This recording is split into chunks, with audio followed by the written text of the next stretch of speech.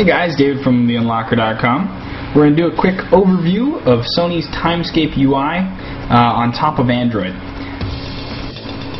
Okay, now in Sony's Timescape, there are two different kinds of home screen. You can choose which one you want when you begin. You can also go into settings and change it at a later time. The first home screen, which is what we'll go over first, is the original home screen that Android has. So this home screen, just like the regular Android home screen, consists of 3 panes. And it also consists of widgets and your shortcuts, etc. that you can put on here.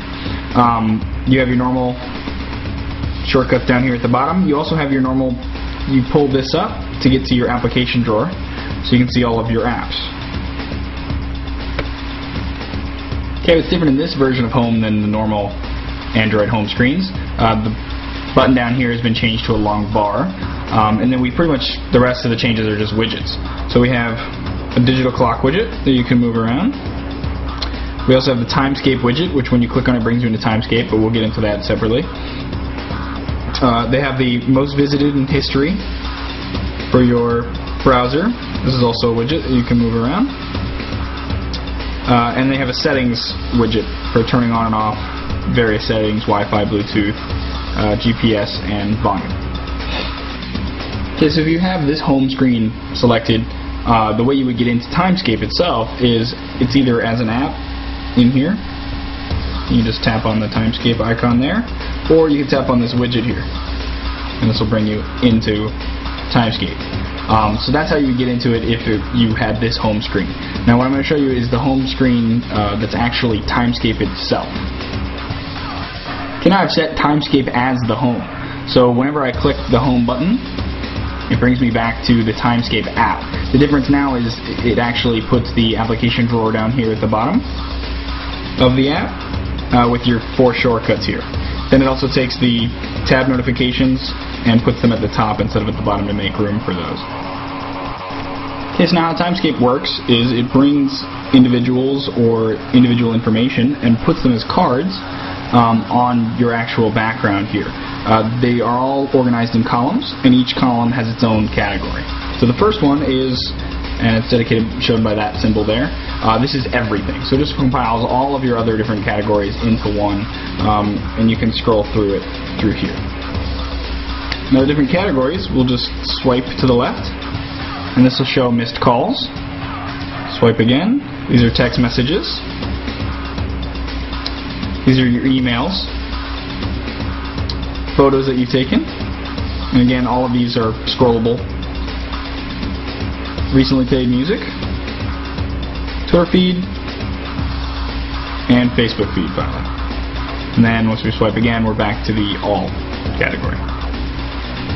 Now if you click on any of the individual tiles, it centers focus on that tile itself, and then you can see here in the corner it tells you what this tile represents. This is a text message from him, so that symbol means.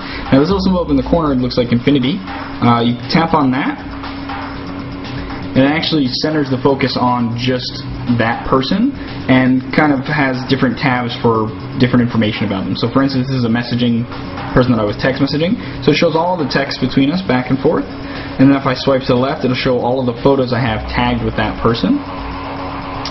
Scroll the other way, and this is the call log. If I scroll again to the other side, you're going to get his info, phone numbers, email address, etc. So that's kind of how it organizes your contact. Okay, so that's pretty much how Timescape works. It's like a more stylish version of Moto Blur, in my opinion. You can keep track of all your Facebook, Twitter, all that type of stuff. I like that it does give you the option to having it as an app or as your home screen, and you can change depending on what you like better. The other part of this, though, is Mediascape. So we'll click on Mediascape. Okay, so Mediascape in itself is basically an app that takes your music, videos, and photos and puts them together into this cool little user interface. So we have here Music tab, Video tab, and Photos tab. When you click on any of them, it does this cool little flicking out and zooming back in.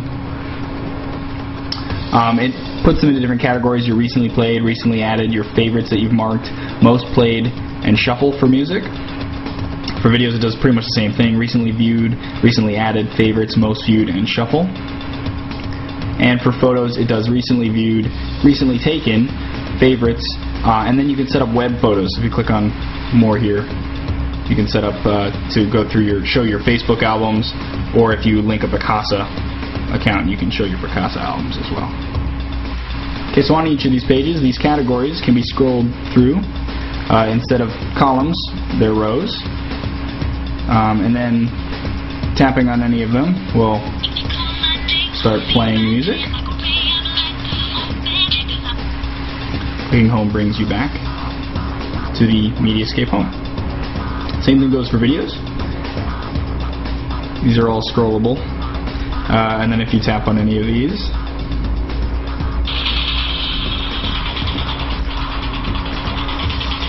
shows you your video.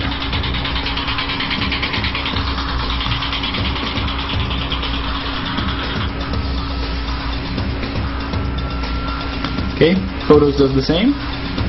Tap on any of the photos, and it brings you to the photo itself. Swiping through them doesn't do the smooth motion like the other manufacturers have, but it does get to the next picture eventually. Okay, and that's pretty much it for all the major changes between Sony's Timescape and regular Android.